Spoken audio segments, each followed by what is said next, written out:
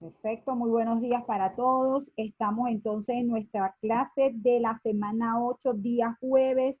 Hoy es 18 de junio, ¿ok?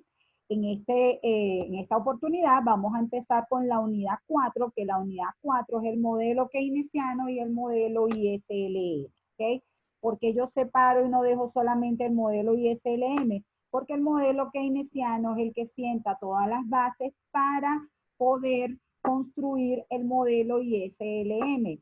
De hecho, la curva IS es una derivación de la curva del modelo keynesiano. Entonces, yo prefiero empezar con el modelo ISL keynesiano porque además es importantísimo para ustedes entender todos los elementos de ese modelo, los supuestos y el cálculo de la actividad económica o el PIB real de equilibrio y del multiplicador. Entonces, es por eso que yo prefiero ir paso a paso, ¿ok?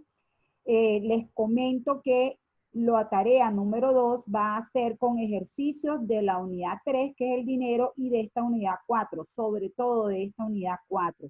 Entonces, por favor, quiero que estén muy, muy atentos y haciéndole un seguimiento, pero bastante minucioso a los temas de aquí en adelante, ¿ok? ¿Ya todos ven la presentación, jóvenes? Sí, profe. El contenido de esta guía, que repito, es la misma que ustedes tienen allá, pero con algunas mejoras, empezando por el formato, habla entonces del modelo keynesiano, de la construcción de la curva IS, la teoría de preferencia por la liquidez, la construcción de la LM, luego el modelo entonces de la ISLM, y una vez que construimos el modelo y que sabemos que nos permite hacer el modelo, entonces pasamos a la aplicación del modelo y a la derivación de la demanda agregada. Como saben, soy extremadamente amiga de los esquemas. ¿Ya ven el esquema? Sí, profe. ¿Ven Sí, el profe. esquema que dice diagrama del modelo ISLM? Perfecto, joven. Esta es nuestra hoja de ruta. ¿Qué queremos hacer nosotros en la unidad 4? Explicar a través del modelo de oferta y demanda agregada cómo ocurren las fluctuaciones económicas, por qué ocurren los ciclos económicos. Es decir, que vamos a estar manejándonos todo el tiempo en el corto plazo. ¿Qué hemos dicho nosotros del corto plazo? Hemos dicho que es un periodo en el cual la infraestructura, el capital permanece fijo, toda la técnica, toda la tecnología, y el factor que varía es el trabajo, es decir, las empresas incorporan trabajadores dependiendo de la unidad, del rendimiento que genere cada unidad adicional y en base a eso deciden qué producir, ¿ok? Eso es lo que nosotros hemos dicho del corto plazo hasta ahora. Otra cosa que hemos dicho es que hay varias teorías que explican el corto plazo y entre ellas llegamos a mencionar que la teoría de la inversión de Keynes es una buena explicación de por qué la economía fluctúa en el corto plazo y también llegamos a hablar del papel preponderante de las expectativas de los agentes económicos. En definitiva, jóvenes, lo que significa esto es que venimos trabajando con un enfoque de los clásicos en el cual los clásicos se enfocaban en la oferta agregada de largo plazo o el PIB potencial y pensaban que el productor era el que decidía qué producir y la demanda se acomodaba a toda esta dinámica de la oferta, ¿ok? Repito, así era como funcionaba la economía, no se le hacía mucho, no se tenía mucho cuidado con el corto plazo, sino que como la economía se regula o autorregula en el largo plazo, los clásicos pensaban que lo importante era dejar las fuerzas funcionando, dejar que los precios fueran totalmente flexibles y que eso haría que el mecanismo, el engranaje de producción y distribución de los bienes y servicios funcionara perfectamente. Llegamos a establecer ayer que en el modelo clásico no existe la presencia del dinero, ¿ok? Cuando en los años 30 ocurre la Gran Depresión, ya desde los años 20 se conocía la existencia de los ciclos económicos, pero cuando ocurre la Gran Depresión de los años 30, todo el basamento clásico no permite explicar esa tremenda debacle que ocurrió en los años 30, donde hubo una caída abrupta de los precios, es decir, una deflación, hubo una caída tremenda también de ¿cómo se llama? De la producción de bienes y servicios y de, obviamente, del empleo. No se podía explicar con ese basamento clásico por qué ocurrió esto, y entonces aparece la obra de este otro gran economista, este otro monstruo de la economía en el buen sentido, que es el señor John Maynard Keynes, ¿ok? El señor John Maynard Keynes hace su publicación de la teoría general del empleo, el interés y el dinero en 1936 y comienza a dar explicaciones muy distintas o comienza a ver la economía de una forma muy distinta y empieza, esa forma como él ve la economía permite explicar entonces por qué ocurren los ciclos económicos y por qué la economía puede caer en una recesión tan prolongada y tan aguda. Pero mejor aún, que es lo más importante, estableció una serie de medidas que básicamente es la política fiscal para decir que esas eran las herramientas con las que contaban las autoridades económicas para por lo menos salir lo más pronto posible de una recesión prolongada, que no se mantuviera la recesión y que en lo sucesivo los ciclos económicos no tuvieran caídas tan dramáticas, ¿ok? Entonces, en principio, la obra de Keynes aparece para rescatar a la economía en un momento tremendamente difícil como fue la Gran Depresión de los años 30. ¿Qué fue los dos elementos claves que dejó la Gran Depresión de los años 30 claros? Uno, que la demanda agregada tenía mucho que decir en en esta situación o en esta composición o en estos resultados macroeconómicos, ¿ok? Es decir, no era un asunto solamente de dicotomía clásica de que la demanda agregada se derivaba de lo que pasaba con la cantidad del dinero, sino que la demanda agregada tenía dinámica propia. Y una de las cosas importantes allí con la demanda agregada era que las expectativas hacían sobre reaccionar a los hogares y a las empresas con sus principales variables de consumo e inversión.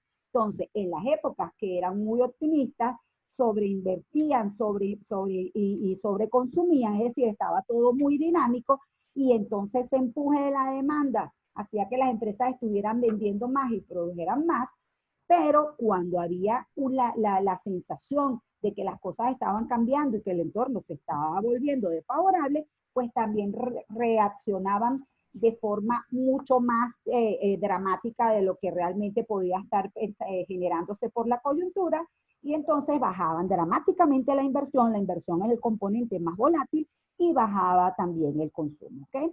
Entonces, repito, que lo que se trata ahora es de entender por qué ocurren las fluctuaciones económicas, es decir, por qué la economía está en recesión e inclusive después va a ayudar a explicar también por qué la economía pasa por presiones inflacionarias, pero es todo un contexto donde el punto de arranque es cuando la economía está en recesión. En este caso, entonces tengo aquí a esta nubecita con Keynes y el año 1936, indicando que en esta obra el señor Keynes crea por una parte el aspa keynesiana, la cruz keynesiana, el modelo keynesiano, y por el otro crea la teoría de la preferencia por la liquidez. Buena parte del mercado monetario, como lo vimos, es reflejo de esta teoría que desarrolló el señor Keynes, ¿ok? Entonces, de la teoría keynesiana que permite establecer el rol que cumple la demanda para establecer el ingreso de equilibrio, sale la derivación de la curva IS y de la teoría de la preferencia por la liquidez se hace la derivación de la curva LN. ¿Quién tiene esa idea? ¿Quién toma esta teoría keynesiana y construye el modelo? Lo hace el señor Hitch, ¿ok? El señor Hitch en 1937, entendiendo esta dinámica que está aquí, de alguna manera da un paso adelante y permite construir el modelo ISLM. El modelo ISLM es un modelo de equilibrio donde por un lado entonces va a haber equilibrio en el mercado de bienes, por el otro lado va a haber equilibrio en el mercado de dinero, pero hay un solo punto donde ambos mercados van a estar en equilibrio. Es decir, que este es un paso adelante de lo que era la teoría cuantitativa del dinero. Los clásicos con la teoría cuantitativa del dinero hicieron una primera relación de este mercado, pero esa relación hemos hecho énfasis que se cumple en el largo plazo. En el corto plazo tenía que desarrollarse entonces todo un andamiaje que explicara cómo se logra el equilibrio en el corto plazo. Siempre el equilibrio es cuando la oferta agregada es igual a la demanda agregada, y en ese sentido aquí también, aunque la economía no esté en su PIB potencial, va a poder establecer o va a poder generarse una situación de equilibrio. Obviamente, de este modelo se permite derivar la demanda agregada. Una demanda agregada, repito, muy distinta a como la ven los clásicos. En el caso de la oferta agregada, más que una derivación de la curva, lo que queda es la conciencia de que existen dos tipos de oferta agregada. La del PIB real, que tiene pendiente positiva, es decir, una relación directa y positiva con los precios, y la de la demanda agregada a largo plazo, que es una línea vertical como la ven los clásicos, ¿ok?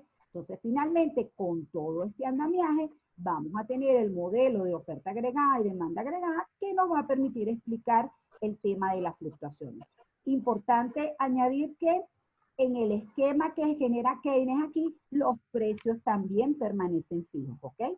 En este mercado tampoco se toma en cuenta los precios. Quiere decir que se mantiene el hecho de que los precios y las variables nominales están aquí en la parte del mercado monetario, pero lo que se rompe es el postulado de que hay neutralidad del dinero. Se rompe con el postulado de que hay neutralidad del dinero, aprenderemos los mecanismos complejos por los que se llega allí, y entonces, gracias a este modelo establecido aquí, la política fiscal y la política monetaria pueden incidir en la demanda agregada y pueden determinar el nivel general de precios, ¿ok? Entonces, perdón, el nivel general de ingreso, ¿ok? Entonces, al final, este es un modelo que permite establecer o determinar cómo se determina el ingreso de equilibrio, ¿ok? Aquí en la próxima lámina, me dicen si ya la ven. ¿Ya ven la lámina que dice aspa o cruz keynesiana? Sí, profe. Excelente. ¿Cómo vamos hasta aquí? Bien, profe. Ok. Entonces, cuando hablemos de la cruz keynesiana, es un modelo keynesiano de corto plazo, ¿ok? Que parte del supuesto de que los precios son constantes. La demanda agregada predomina sobre la oferta agregada y es la que determina el ingreso de equilibrio. Todo el empuje de la producción lo da la demanda. La demanda es la que manda las señales que dinamizan a la oferta para que se produzcan bienes y servicios, ¿ok? Keynes determinó que el consumo y la inversión son las variables claves para aumentar el ingreso de una economía cuando ésta opera por debajo del pleno empleo. Es decir, que para Keynes, las fuerzas que traen las dos principales variables de la demanda agregada, como el consumo y la inversión, si usted estimula el consumo o estimula la inversión o ambos, usted va a obtener esa dinámica de la demanda agregada que está buscando, ¿ok? La oferta prácticamente se omite en este modelo porque se adapta al nivel de producción requerido por la demanda. Las empresas están dispuestas a ofrecer todo lo que se demanda, es decir, es un supuesto. A veces que los supuestos siempre van a ser un poco estrictos y van a estar un poquito alejados de la realidad, pero el modelo en líneas generales va a poder permitir sacar conductas de los consumidores y de los productores, ¿ok? Entonces aquí, repito, lo van a ver ahorita en el modelo, prácticamente la oferta está allí adaptándose a todo lo que diga la demanda, ¿ok? Entonces, la base de lo que es la teoría keynesiana es este indicador que está aquí. La primera relación importante establecida por Keynes es el consumo, el cual depende de un componente autónomo, cantidad mínima de bienes que se deben consumirse y el ingreso disponible. De aquí en adelante, entonces, el consumo es una variable endógena que se determina dentro del modelo keynesiano. Este consumo, repito, va a tener una parte autónoma que no depende del ingreso, porque resulta que hay un mínimo de consumo que las personas tenemos que poder satisfacer nuestras necesidades. Sin ese mínimo de consumo, pues terminaríamos muertos, ¿ok? Quiere decir que tengamos o no tengamos ingresos, hay un mínimo de consumo en la economía y después hay una relación creciente, directa, entre nuestro ingreso y lo que decidamos de gastar en bienes y servicios. ¿Estamos bien hasta aquí? Sí, profe. Voy a colocar esta presentación ahora en grande. Me dicen si no tenemos problemas de que no se vea. ¿La ven ahí bien? ¿Está ahí en grande bien o se distorsiona algo? Se ve bien, profe. ¿Se ve bien? Fíjense que yo quito la foto donde yo me veo todo para que tengamos todo en la dinámica, toda la pantalla para nosotros, ¿ok? Fíjense hasta ahora qué gráfica nosotros vimos. Vimos esta gráfica de aquí abajo, ¿verdad? Es decir, ya nosotros hemos hablado de que existe un PIB real y un PIB potencial. ¿Quién recuerda qué es lo que es el PIB potencial?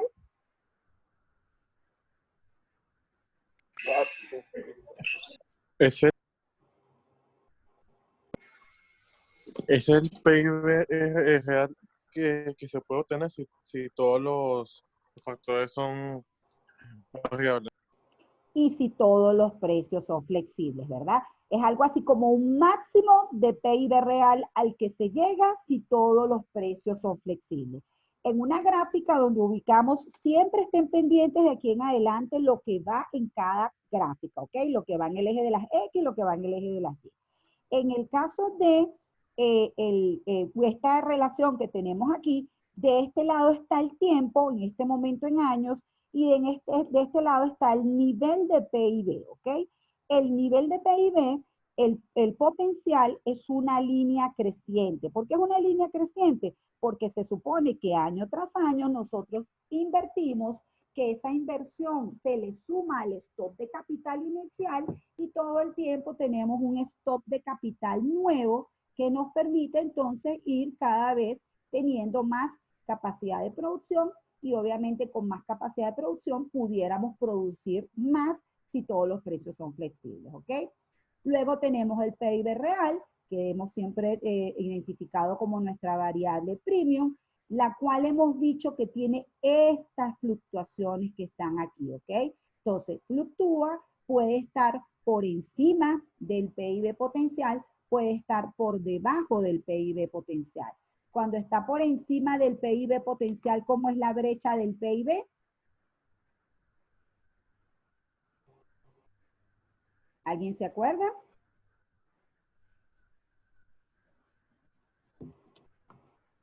Silencio sepulcral.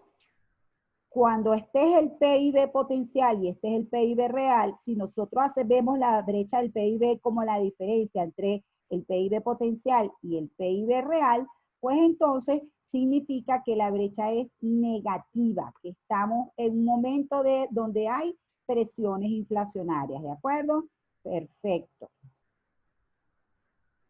Está bien, Carlos, te estoy leyendo ahorita.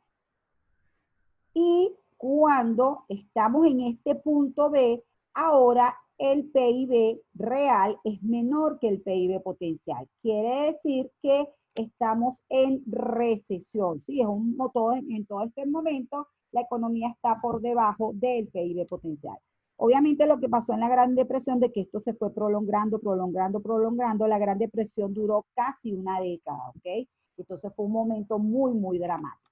Fíjense, esta misma gráfica que está aquí, nosotros podemos trasladarla aquí a esta gráfica de oferta y demanda agregada, con la ventaja de que aquí no tenemos las variables del lado de la demanda y en cambio aquí sí. Entonces, hay una gráfica de oferta agregada y de demanda agregada donde en el eje de las X va a estar el PIB real y en el eje de las Y van a estar los precios, ¿ok? Entonces, esta es una relación más conocida por nosotros porque parte de los mismos principios del mercado microeconómico, ¿ok? Entonces, en este esquema que está aquí, el PIB potencial lo identificamos con una línea vertical y es el PIB o la oferta agregada, perdón, de largo plazo, ¿ok? Y en el caso del PIB real, es esta línea con pendiente positiva en la cual relacionamos el PIB real con el nivel general de precios. Entonces, en definitiva, el PIB, la producción a corto plazo tiene una relación positiva con los precios, la oferta agregada a largo plazo no responde al nivel de precios. ¿A qué responde? A los factores productivos. Cuando la economía está en recesión, jóvenes, fíjense, para que la economía esté en equilibrio, la demanda tiene que estar aquí, por encima, o sea, coincidiendo o intersectando tanto oferta agregada de largo plazo como oferta agregada de corto plazo, ¿ok? Allí se dice que la economía está en equilibrio en el corto y en el largo plazo. Sería un punto como el A, todos estos puntos donde coinciden los dos. Pero en el caso de que la economía esté en recesión, que es el punto B, estaríamos en esta situación que está aquí. Por un lado estaría la oferta agregada de largo plazo y a la izquierda de la oferta agregada de largo plazo estaría la intersección entre la oferta agregada de corto plazo y la demanda agregada, ¿ok? En este punto, como ven, el PIB real es menor que el PIB potencial y entonces se dice que la economía está en una fase de recesión, es decir, hay capacidad ociosa. Hay una dinámica que no está permitiendo que la economía esté cerca de su PIB potencial. ¿Estamos bien hasta allí? Ok, entonces, si estamos bien hasta allí, por favor, agarran su cuadernito que les pedí que tuviera y entonces empezamos a entender cómo es la cruz keynesiana. Esta es la cruz keynesiana y la cruz keynesiana entonces es una relación donde se determina el nivel general de renta de forma muy distinta a como se determina aquí. Primero, ¿qué ocurre con los ejes? En el lado de la Y está la oferta agregada, ¿ok? Mientras que aquí, esta Y significa la oferta y la demanda agregada juntas, aquí de este lado va a estar la oferta agregada nada más. ¿Qué va en el eje de las Y? Jóvenes, escuchen bien que después no lo toman en cuenta. Del lado de la oferta agregada va la demanda agregada, es decir, el enfoque keynesiano por un lado va a tener el PIB por el lado del ingreso y por el otro lado va a tener el PIB por el lado del gasto. Ya no se le dice PIB porque realmente es el ingreso con una serie de supuestos que hacen que el ingreso nominal y el ingreso real sean el mismo, que no haya ingreso nacional disponible ni nada de eso, sino que simplemente haya ingreso. ¿Ok? ¿Qué más tiene esta curva? Esta curva tiene esta recta de 45 grados, que se llama bisectriz. ¿Quién me dice que es una bisectriz? ¿Alguien recuerda de matemática lo que es una bisectriz?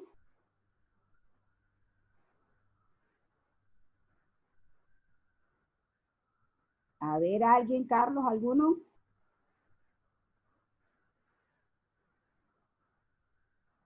¿Todo el mundo mudo?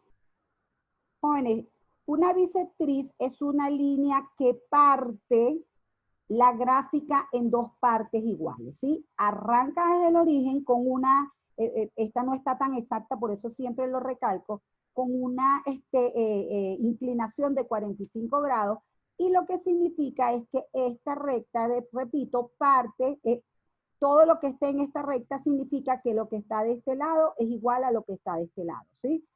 El ingreso va a ser el mismo por aquí que por aquí. ¿Estamos claros?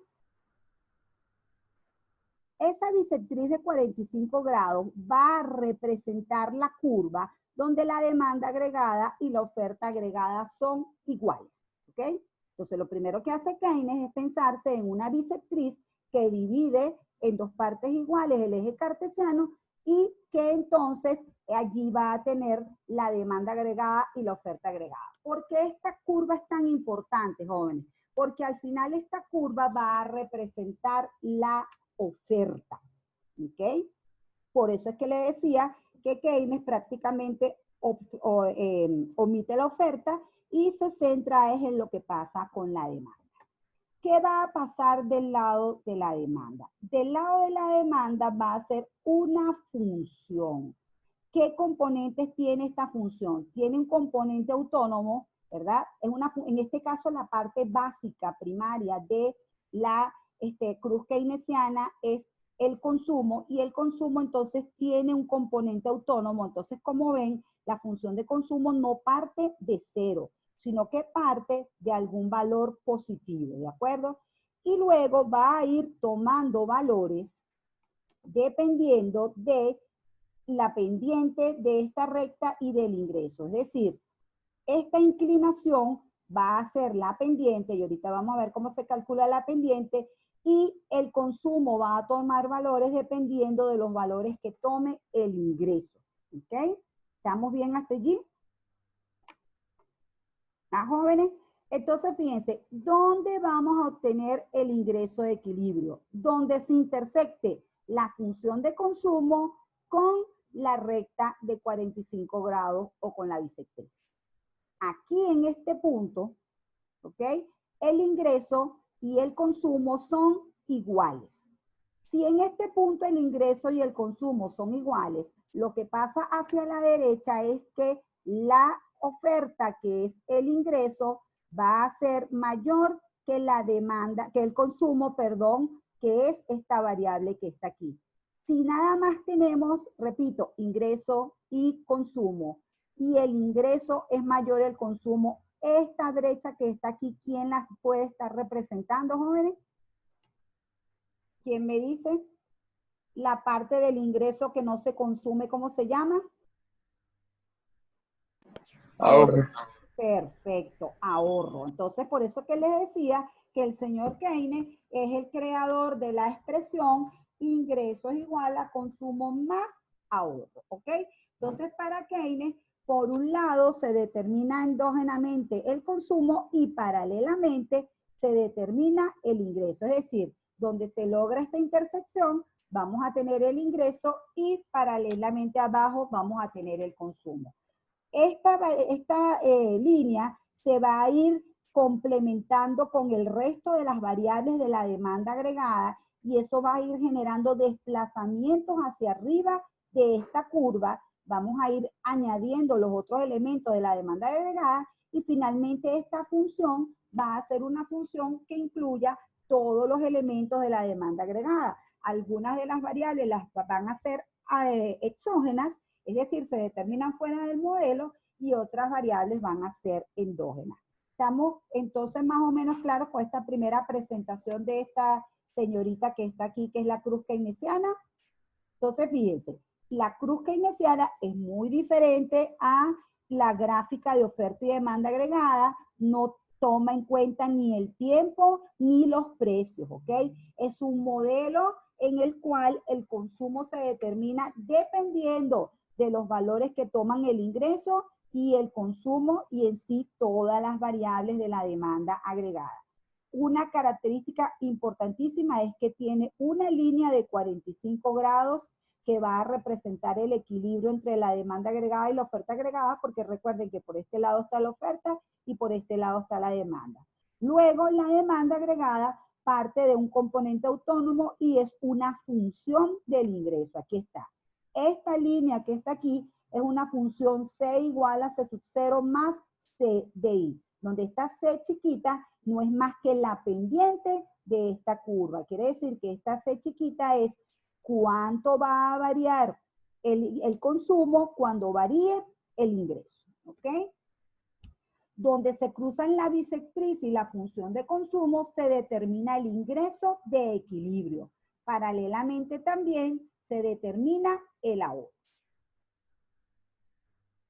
Entonces, cuando Keynes establece su relación con el consumo y el ahorro, dice, bueno, resulta que como el ingreso, una parte va al consumo y otra parte va al ahorro, entonces el consumo crece en la medida que crece el ingreso, pero no crece en la misma proporción. Es decir, si el ingreso crece 100%, el consumo tiene que crecer en una cuantía, una proporción menor, digamos 80%, porque otra parte de ese consumo va destinada al ahorro. Digamos entonces que de un crecimiento del 100% de el ingreso, un componente va a ser por el crecimiento del consumo y otro el del ahorro, ¿de acuerdo?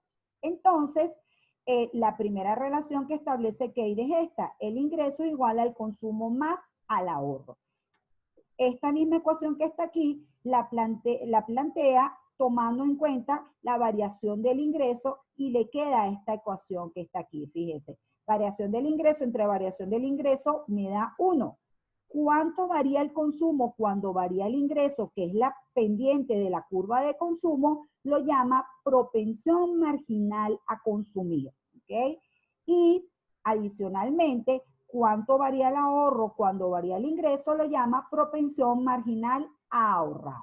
Y lo importante es que la propensión marginal a consumir y la propensión marginal a ahorrar van a ser valores menores que 1, positivos y menores que 1, precisamente para mantener esta relación que está aquí, ¿ok?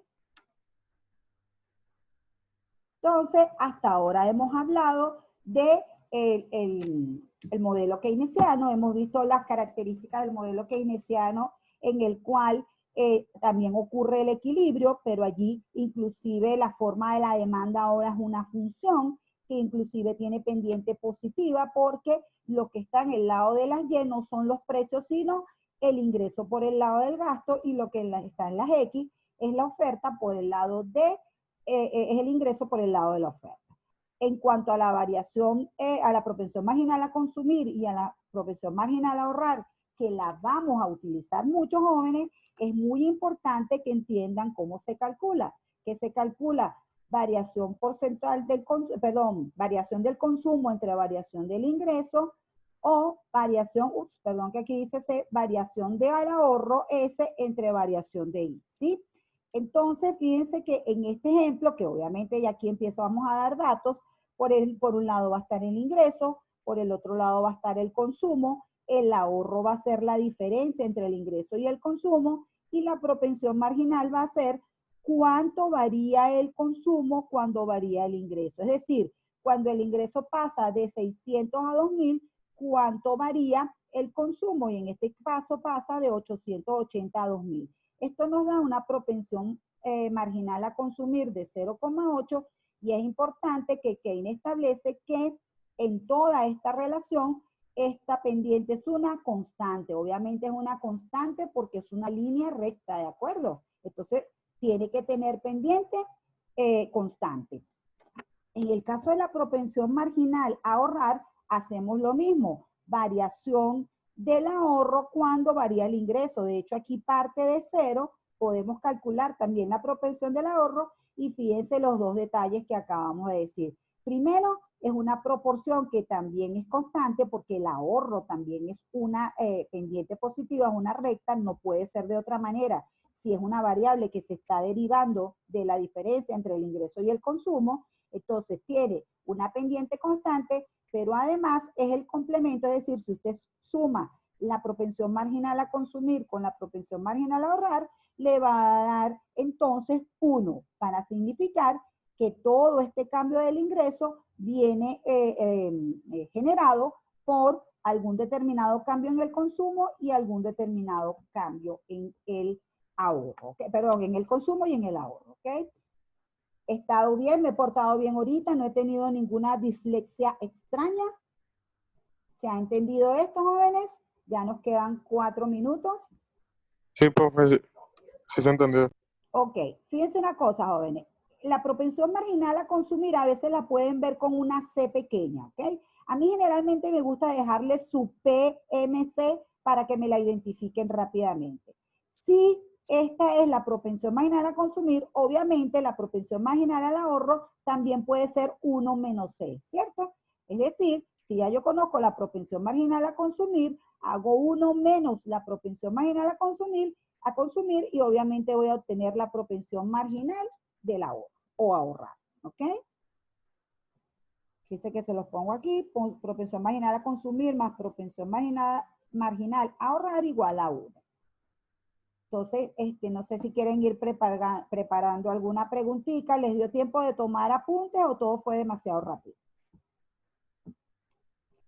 Si no les dio tiempo de tomar apuntes, por favor, hagan esta gráfica con todos los elementos.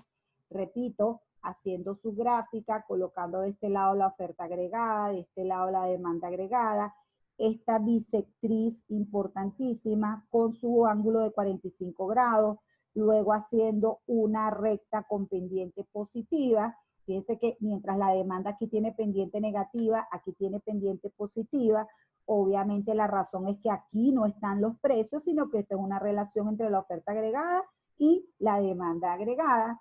Hacen esta recta que está aquí y donde se intersecten la función de consumo con la bisectriz, allí se obtiene el nivel de ingreso de equilibrio.